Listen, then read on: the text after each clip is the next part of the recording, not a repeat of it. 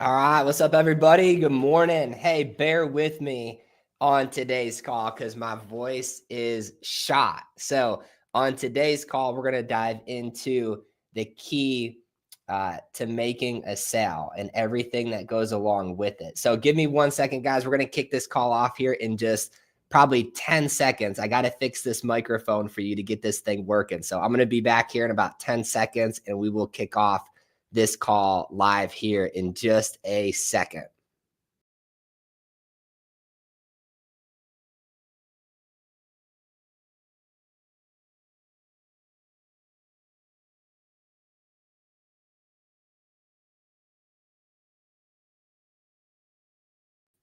All right, I'm back with you guys. So bear with me. Hey, I'm going to barrel through this call because voice is shot. I don't know what it is, kids, daycare, sickness, whatever. But on today's call, we're going to talk about the key to making a sale. But before that, okay, it's going to be a code for you guys. If you guys want to have the key to the palace, right? The key to making this job easy. I'm going to give you the formula to make that happen for you out there on the field or on the phone, okay? Whether you're making phone sales or field sales, this is going to apply to both. Now, as we dive into this, though, I want you guys to have an open mind with this, right? Because I'm going to go about this in a way that you probably haven't heard before, okay? I sell insurance a lot differently than any other person sells anything, okay? I actually don't even feel like I'm selling anything when I'm sitting down with people. So I'm going to give you guys that key on today's call. But don't forget free leads. So if you guys filled out that form on Monday, you should have gotten your free leads, 15 for you for each week in the month of December. And to go along with that, if you hit 4K of AP each week, you're going to earn yourself those free leads for the entire month. So keep pushing to qualify for that next week. So many of you are off to a great start. I want to give a big shout out here to Gerald, okay, because Gerald made his first sale working with Christy. So let's give him a big shout out here. I know he's been working really hard to lock down this first sale as he jumped into this career. So Gerald, shout out to you, buddy. Congrats on making the first one there yesterday. I think you had 2 yesterday, right? Shout out to you, man. You beat me. I think on my first, it took me days to make my first sale. And then when I did, I only got 1, but I think you got 2 yesterday. So big shout out to you, man, for making those first couple of policies there and helping your client out. Jumping into today's call. So the key to a sale, guys, I want you guys to view this process just like you're unlocking a door, right? Because that's essentially what you're doing. Picture you going up to a door and it's locked. Okay. You can't get into it. I'll give you a good example of this. These keys right here.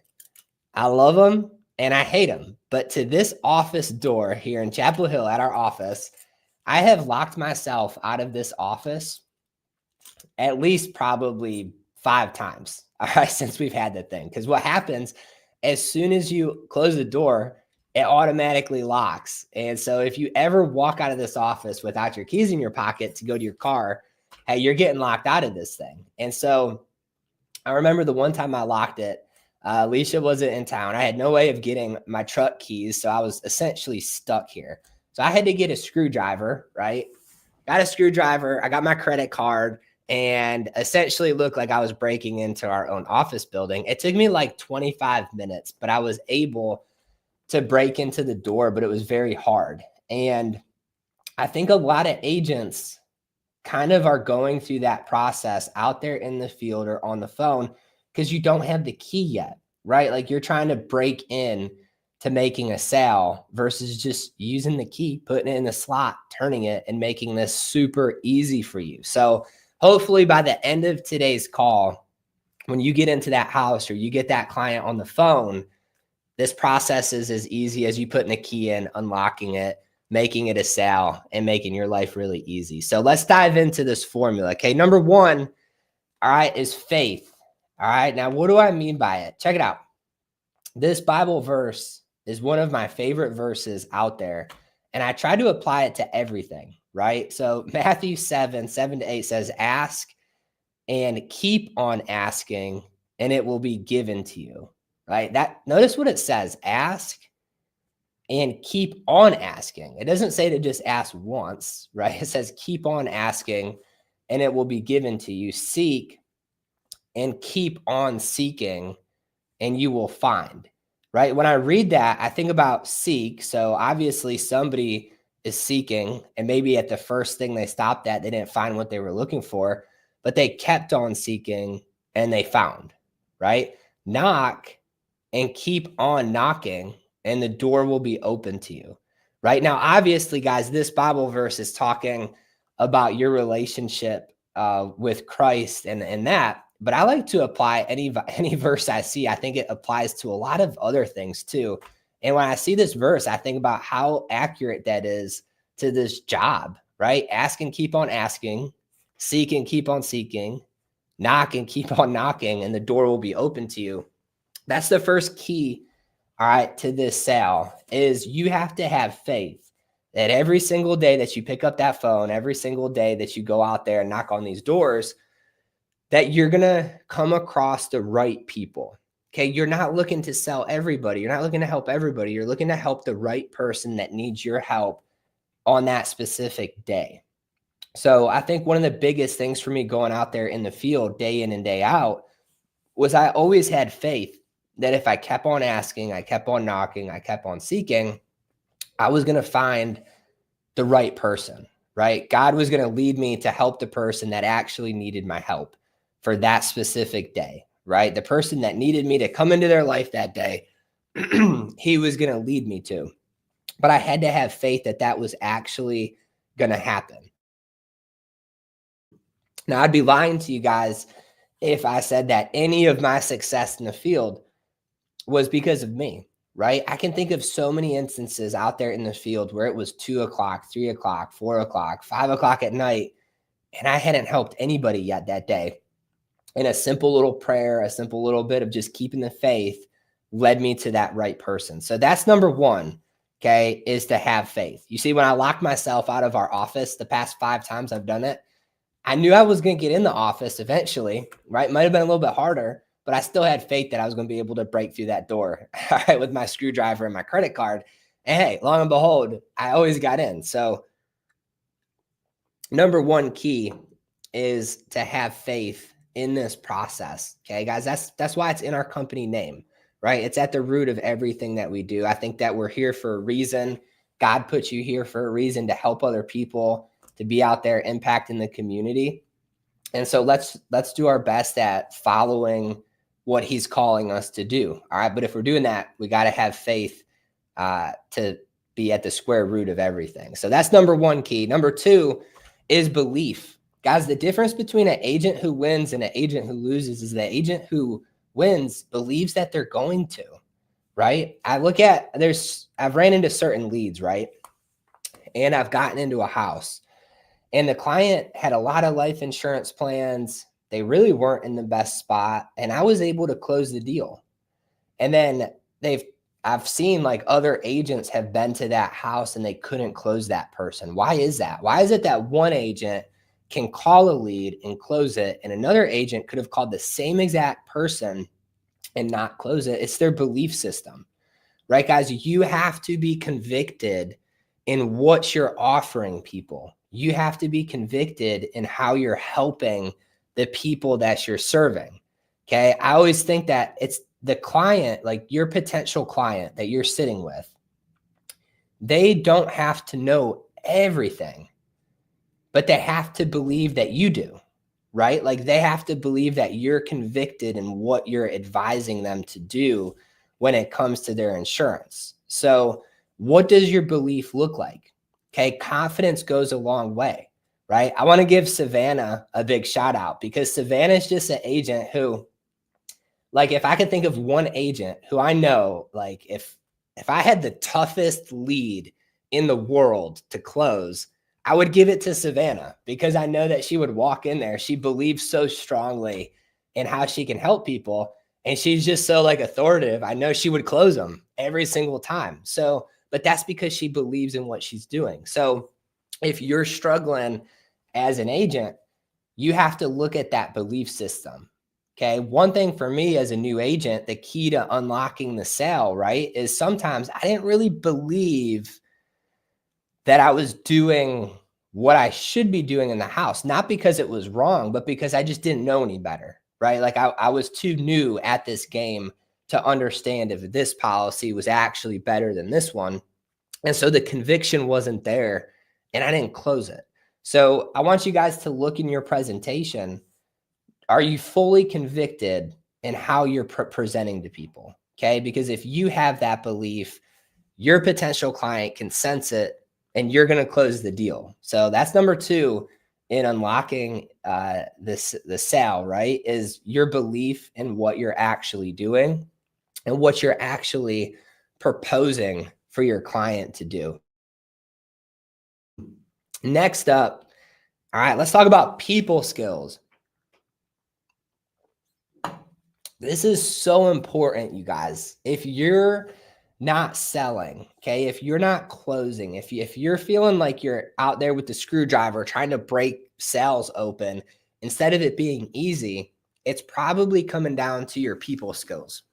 How good are you, right, at talking to people? Okay, I'll give you a good example of this. So a few years ago, I went to look at a house, okay, a little investment house that we wanted to buy and fix it up and just turn it into a rental. And so I'm out there looking at this house and I have a realtor with me who is there to show me the house. Okay, so me and the realtor are walking around the property. We're walking in and out of the house, right? It's an abandoned house. Nobody lives there right now. And then somebody pulled in the driveway and they were very hostile, right? They were questioning what we were doing. Why were we on the property? What were we looking for, right? All of this stuff. And immediately the realtor that I was working with got like super defensive. All right. And he started saying, like, I'm a realtor, I'm allowed to be here, blah, blah, blah. And there's just like arguing. These two people are arguing with these people. At this point, we didn't even know who this person was, right? That pulled into the driveway. And so I kind of interjected and I stopped both of them. I said, hey, if you don't mind me asking, who are you? Right. And they said, well, this was my dad's house. All right. Long and behold, their dad had passed away. It's a big estate thing, right? They're trying to sell it. And they thought people were trying to like break into their dad's house. So I diffused the whole situation. I said, look, I'm so sorry to hear, about your father's passing. I was just here to look at this house. This is what we're doing. And they ended up selling me the house like in that interaction, right? I closed the deal of buying that house from those people right then and there when it started off like this huge hostile thing. That comes down to people skills, right? That comes down to what I learned from going door to door and talking to people and doing all of that. So your people skills are a huge key at unlocking success in this industry. All right, there's a book. It's called Dynamic People Skills. I don't even remember who wrote it. I should know that. I can't remember off the top of my head, but look it up. Dynamic People Skills. Very good book. If you follow what is taught in that book, this job becomes super easy for you, right? It goes through each type of skill that you need when you're communicating with people. So guys, that's a huge key to unlocking the sale. Believe it or not, if you're a likable person, if you can kind of come in there with people skills and relate to people of different backgrounds, right? Of different ethnicities, of different belief structures, if you can work together with all different types of people, you're going to unlock a lot of sales. All right. But if you are struggling with your people skills, this is something that you really got to work on. Okay. This is a skill that you have to have in this industry to unlock that sale. So think about that. What do your people skills look like right now in who you're talking to and how you're communicating with people? Are you like that realtor, right? That just kind of like went off the chains too and matched the energy and just was like two lions fighting each other? Or can you revert back, right? Can you actually control the situation? If your client answers the door in their PJs and they're not happy that you knocked on their door at 9:30 in the morning, can you diffuse that situation, right? Do you have the people skills to be able to do that? So that number 3, that's a big one, all right, is people skills. Next up, all right, the key to unlocking the sale is in the problem.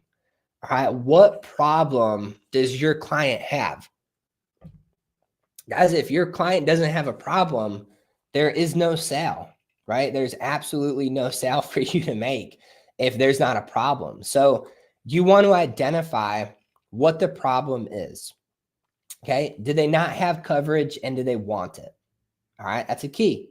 If they don't have insurance, do they believe in insurance? Do they believe that they should have it? Do they believe that if something happened to them today, right, that their family's taken care of? If they're not protected today, that's a problem for them. And it's a problem that you can fix. All right. Maybe the problem is they don't have enough coverage. Guys, this is a huge problem. Think about you right now. All right. I want you guys to go to the agency WhatsApp chat. Be honest with me. Do you have enough life insurance on yourself? If something were to happen to you today, would your family be taken care of? Or do you not have enough? Right? Like, be honest with yourself. Put it in the chat. That's a problem for people. I would say like 90% of people don't have enough life insurance. All right. When you really look at what they have to pay for, what their family is going to go through, the loss of income, the bills, right? All of this stuff, most people don't have enough coverage. All right. So that's a problem. Okay. What about if they don't have a dedicated plan to pay off a burial or a cremation? That's another problem, right? It cracks me up when people are always like, hey, I'm just going to pay the funeral home. Why? Right? Like, guys, you can have life insurance. You could pay $10 into the thing and get a whole burial paid for. How would you use your own money that you could leave behind to your family? Why not use the insurance company's money? That's what it's there for, right? It's like having a car and you being like, I'm not driving around with car insurance. I'm just going to fix it if a deer runs out in front of me and there's $5,000 worth of damage. Nobody does that, right? They pay the deductible. They let the insurance company pay for it. Life insurance is the same thing. So talk about that. Okay. Don't create the problem for them, right? Paying for their own burial is something they don't need to do. So what's the problem? Guys, you have to be good at talking with people and figuring out what the problem is in order to make the sale, right? I've got on our house at the top of the chimney, the metal that covers the chimney cap, all right, is rusted out. And so every time it rains, it will drip rust down the chimney, right? It makes it look stupid. So I had a guy go out there to quote what it would be to put a new chimney cap on there. Okay. When he came back with that quote, it was very simple. I have a problem. The chimney cap is rusted. He identified the problem. I identified the problem. I don't care what it costs. I got to fix it. Right. So even if he told me it was $1,000 to fix it, I would pay it. If he said it was $2,000 to fix it, I would have to pay it because that's an issue that needs to be fixed. So if you can identify a problem, you've got the sale. If you don't identify the problem, okay, whether it's on the phone or in person, you're not going to make the sale. So use that for a key, all right, to unlocking that. All right. And then last up, solution. Guys, this is the last part. All right. Picture you putting your key into the door, turning it, and then the door cracks open. This is when you find the solution to their problem. The last step. Okay. What can you do to give them the absolute best solution to fix the problem that they have? Okay. If somebody has a problem and you give them a solution that's affordable, reasonable, and it makes sense, you've got the sale. Okay. If that guy came back to fix my chimney cap, right, and he said, hey, it's going to be $20,000 to fix it, the $500 chimney cap, I obviously would say no, right? It's totally unreasonable. But if you're giving a solution that's reasonable, you've got the sale. Okay. So what I like to ask people throughout this process, once we identify the problem, I'll say, hey, if we could find a plan that fixes your problem, gives you the coverage that you don't have, okay, takes away the burden of you worrying about your family, is affordable, so it's not stressing you out each month paying it, right? And it's exactly what you need. Would you be ready to go ahead and just pull the trigger and put it in place today? Okay. I love saying that if I'm making a phone sale, because that way I get right to the point. All right. In person, you can say that too, but in person, you're pretty much making the sale, right? You've got the connection. But on the phones, I love saying that. So give them the solution. All right, guys, that's all you have to do, right? It's like having the key. So if you have those 4 things, you've got the key to every single sale, every single person that you sit with, right? Faith, belief, problem, solution. That's all you need. All right. So don't make this job harder than it actually is, right? We've got the presentation outline. Just follow that thing. It leads you to each one of these 4 things. It unlocks that sale for you. Okay. So think about that. If you're struggling out there in the field, and by struggling, I mean you're not closing probably 60 to 70% of the people you sit with. All right. Like if you're closing 3 out of 10, you're missing 7 sales. It's the error is in one of these 4 things, and try to figure out which one it is. All right. Because if you can get good at all 4 of these, then you're going to be very, very good in the field, right? You're going to go out there like Alicia and close pretty much everybody that you sit with. All right. If you can get good at these things. So that's all I got for you on today's call. Hey, shout out to you guys for having an amazing week. We've got the holiday party coming up. All right. January 11th with the awards going down at the party. So make sure you clear your schedule to get there. And we have a lot of cool things coming down the pipeline within the next probably 1 to 3 weeks that we're going to be going over and announcing with you guys. So stay tuned for those. I'm not going to break this suspense right now on all of those. So stay tuned. We'll talk about those on future calls, but appreciate you guys. We're off to a great start this week. Let's keep it rolling, and we will be back here on Friday.